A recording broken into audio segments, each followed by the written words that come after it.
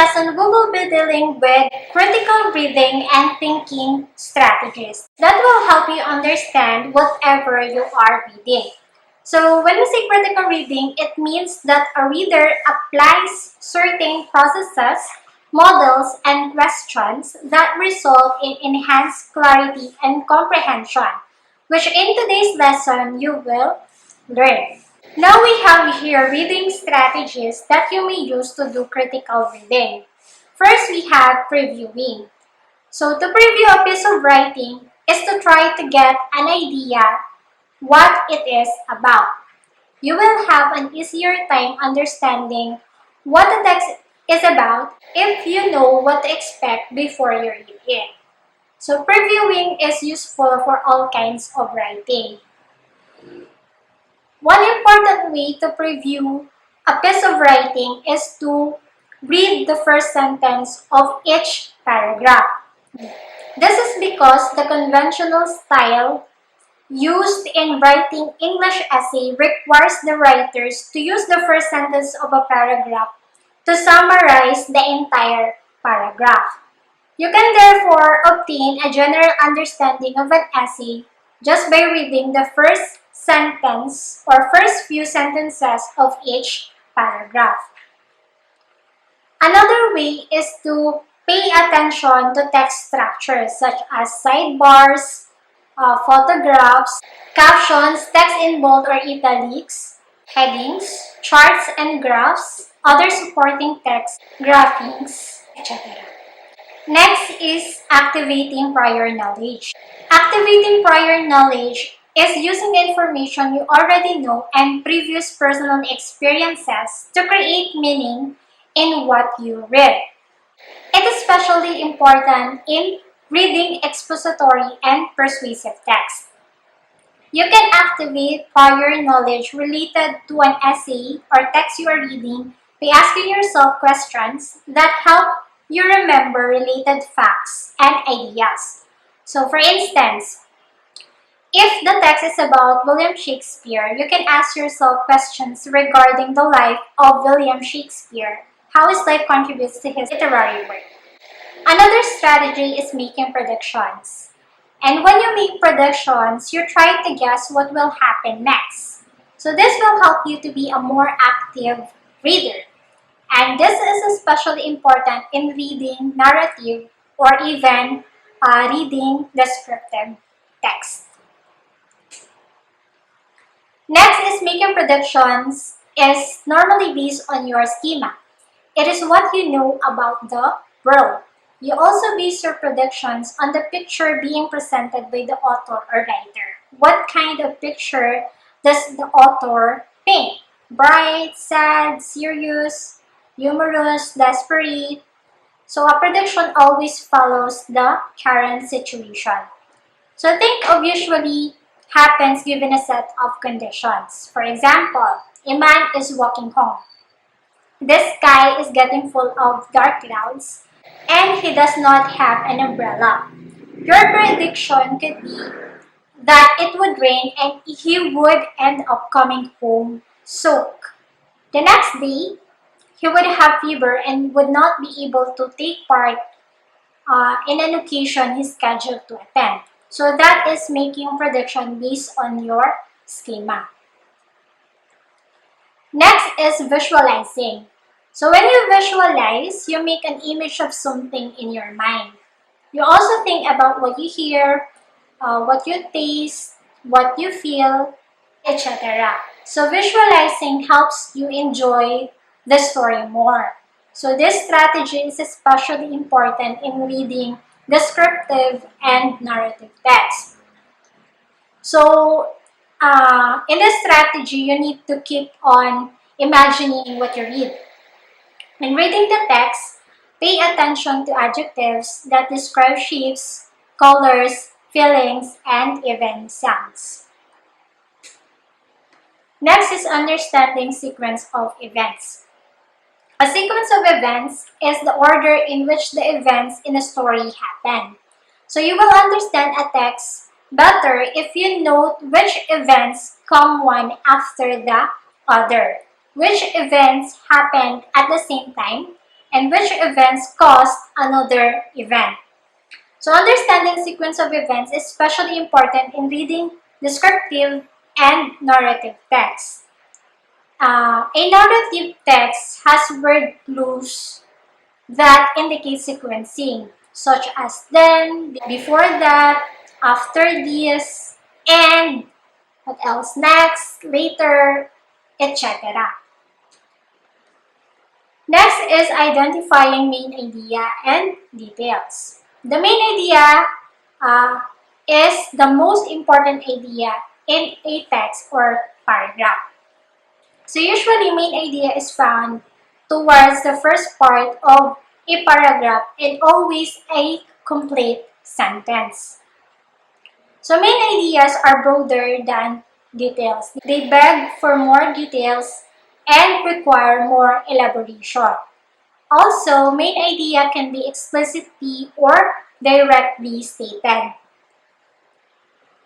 Take a look in our sample paragraph. Summer is a wonderful time to spend at West Beach. It is a beach with light-colored, soft sand. The coastline goes on for a long way, and many people enjoy walking along it.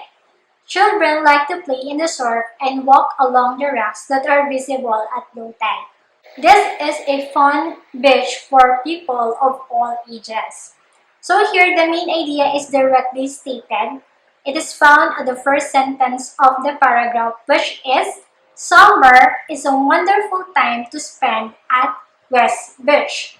Because if you look upon the entire passage, all the details explains why summer is a wonderful time to spend at West Beach. Another example.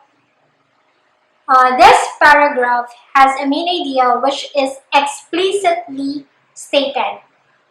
So meaning it is not directly stated. So since it is not directly stated, all you need to do is analyze the entire paragraph. Analyze the details written for you to get the main idea. So, and the main idea for this could be different countries have different currencies. Next is the supporting detail. It provides information to clarify, prove, or explain the main idea. Another thing that sometimes will help you identify the supporting details is when you see transitional signals, such as, for example, in addition, another, in fact, furthermore, first, second, next, etc. So let's have the sample paragraph. Homeless people have many problems. In winter, it's hard to stay warm and it gets too hot in summer. Furthermore, it's also hard to keep things safe without a home. Worse is the lack of privacy. Our main idea here is homeless people have many problems. So it is directly stated because we can easily locate the main idea in the first part of the paragraph. Okay? And we have here three supporting details. The first one is, in winter, it's hard to stay warm and it gets too hot in summer. The second supporting detail is, it's hard to keep things safe without a home. The third supporting detail is lack of privacy. So as you can see, this supporting details explains the main idea. It states the specific problems that homeless people encounter. Next reading strategy is asking questions. A question is a sentence that asks. You must be able to ask yourself questions while you are reading. Ask questions how important the task you are reading is, how the events relate to one another, why the characters act in a certain way, and how you understand what you are reading. You may also use the KWL chart. K stands for know. Remember what you already know about the topic at hand. W stands for want to know. Ask yourself what you want to know about the topic at hand. L stands for learn.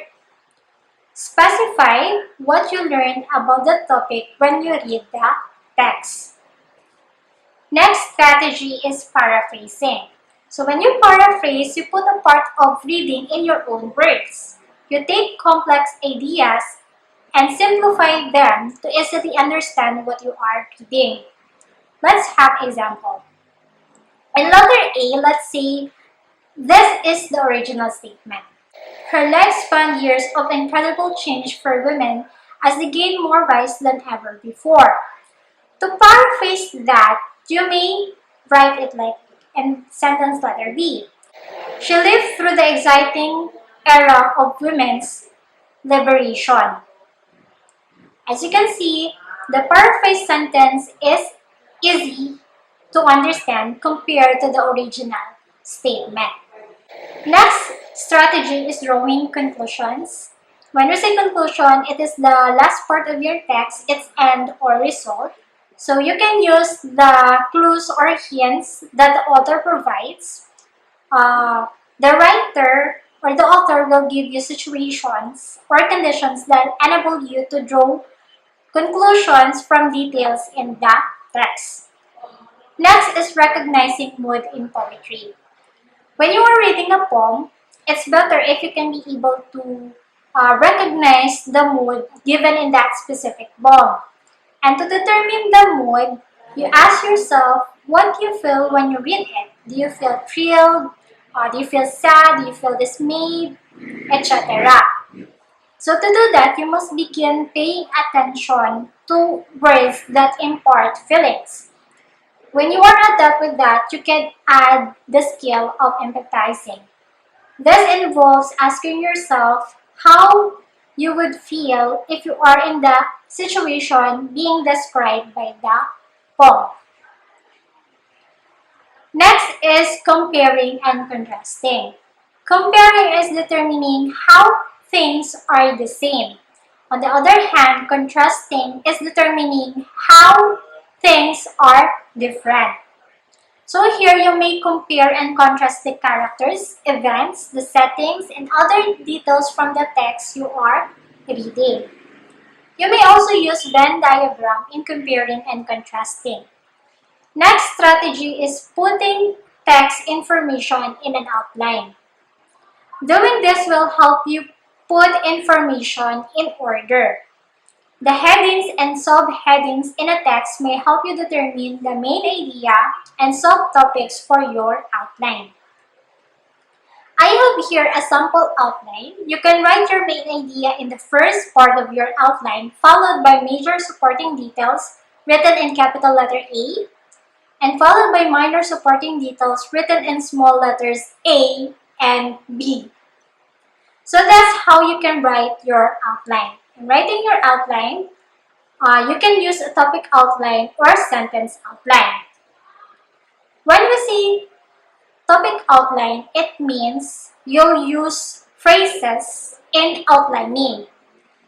And in sentence outline, you'll use sentences in outlining. Let's have examples for this. In a topic outline, you will notice that we use phrases. So the first main idea states natural resources in Africa. This is considered as phrase because it lacks a verb. Even in our supporting details, we use phrases like great areas of valuable and unused resources. And next, we have the capability to feed Africa. And the next one, planning to use takes time, etc. On the other hand, in a sentence outline, you'll notice that it is written as a sentence. It has a complete thought, from the main ideas up to the supporting details. So we're going to read this one. Africa is land of many valuable resources. So this is already written in a complete sentence, not just only a phrase. So same thing with the supporting details. They are written in a complete sentence. Next strategy is summarizing. When you summarize, you will try to get the gist of the text. So what is the text all about? So here your summary must be brief but delivers a complete thought or message. So that's the end of our discussion for today. I hope you've learned. Thank you!